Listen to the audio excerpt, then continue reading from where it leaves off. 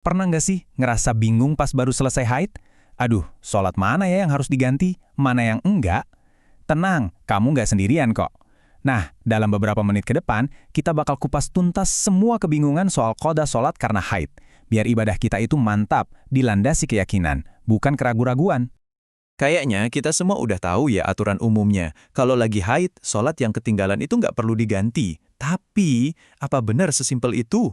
Ternyata ada loh beberapa pengecualian penting yang sering banget kelewat. Yuk kita bedah lebih dalam lagi. Oke, pertama-tama kita mulai dari dasarnya dulu ya. Ini fondasi yang wajib kita pahami bareng-bareng sebelum kita lompat ke situasi-situasi yang lebih spesifik. Nah, ini nih beda kuncinya. Kalau puasa Ramadan yang bolong, itu wajib banget diganti. Tapi kalau sholat, beda cerita. Logikanya tuh sebenarnya simpel, Islam itu kan agama yang memudahkan. Coba bayangin deh kalau harus ganti semua sholat selama seminggu lebih. Wah, itu bisa jadi beban yang berat banget kan? Beda sama puasa. Dan aturan ini bukan karang-karangan loh, ini datang langsung dari sumber utama. Seperti yang kita lihat di sini, Sayyidah Aisyah radhiyallahu anha, istri Nabi, dengan tegas bilang, kami diperintahkan untuk mengqadha puasa, tapi tidak diperintahkan mengqadha sholat. Ini bukti yang sangat kuat dan jadi dasar keringanan buat kita para wanita. Tapi jangan keburu senang dulu. Aturan umum tadi itu punya pengecualian. Dan kuncinya cuma satu, waktu. Kapan persisnya haid kita mulai dan kapan persisnya kita suci lagi. Nah, disinilah detailnya jadi penting banget. Nah, sekarang kita masuk ke bagian paling serunya nih, pengecualiannya. Ada dua zona waktu kritis yang harus kita perhatikan banget, yaitu pas haid baru aja mulai dan pas haid mau selesai. Mari kita bedah satu persatu. Yuk kita mulai dengan skenario yang pertama. Gimana kalau haid datang setelah waktu sholat masuk? Apa aturannya? Gini cara kerjanya. Misalkan waktu sholat asar udah masuk nih. Terus ada jeda waktu meskipun cuma beberapa menit aja yang cukup buat kita wudhu dan sholat kilat sebelum akhirnya haid datang. Nah, karena kita udah sempat masuk waktu sholat dalam keadaan suci, maka kewajiban sholat asar itu udah nyangkut di kita. Jadi, sholat yang satu itu harus diqadha nanti setelah suci. Nah, inilah yang disebut qadha. Gampangnya, qadha itu kayak kita bayar utang ibadah wajib yang kelewat pada waktunya. Oke, skenario pertama udah jelas ya. Sekarang kita lanjut ke skenario kedua. Yang ini aturannya sedikit lebih rinci. Gimana kalau kita suci lagi pas di tengah-tengah waktu sholat? Prinsipnya tuh gini ya, kalau kita suci dan waktu sholat saat itu masih ada, sholat tersebut otomatis jadi wajib buat kita. Para ulama bahkan bilang, kalaupun waktu yang tersisa itu cuma cukup buat satu takbiratul ihram, cuma cukup buat bilang Allahu Akbar sekali aja, sholat itu udah jadi kewajiban kita. Tapi pertanyaannya nggak cuma sampai di situ.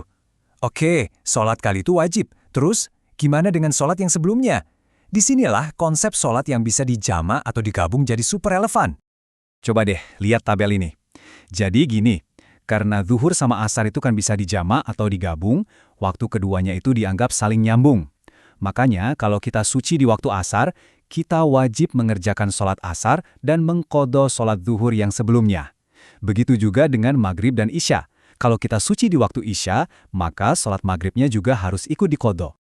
Dan ini bukan aturan baru loh, dasarnya kuat banget dari sebuah hadis dari sahabat Abdurrahman bin Auf. Disebutkan di sana, kalau seorang wanita suci sebelum matahari terbenam, yang artinya masih di waktu asar, dia harus sholat duhur dan asar.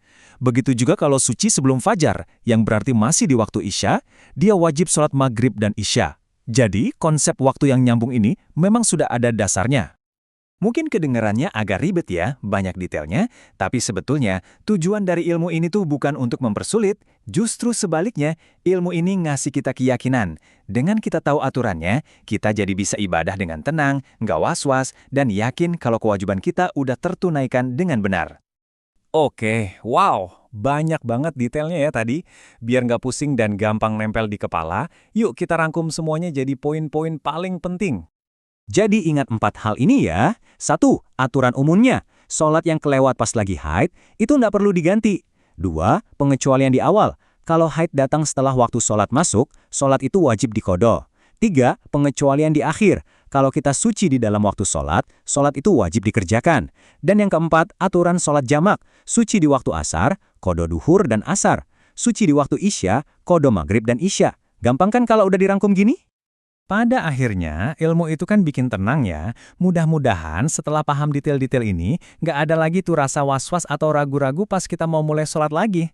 Jadi pertanyaannya sekarang bukan lagi, aduh aku harus gimana, tapi gimana ya caranya biar aku bisa ibadah dengan lebih khusyuk dan percaya diri sekarang?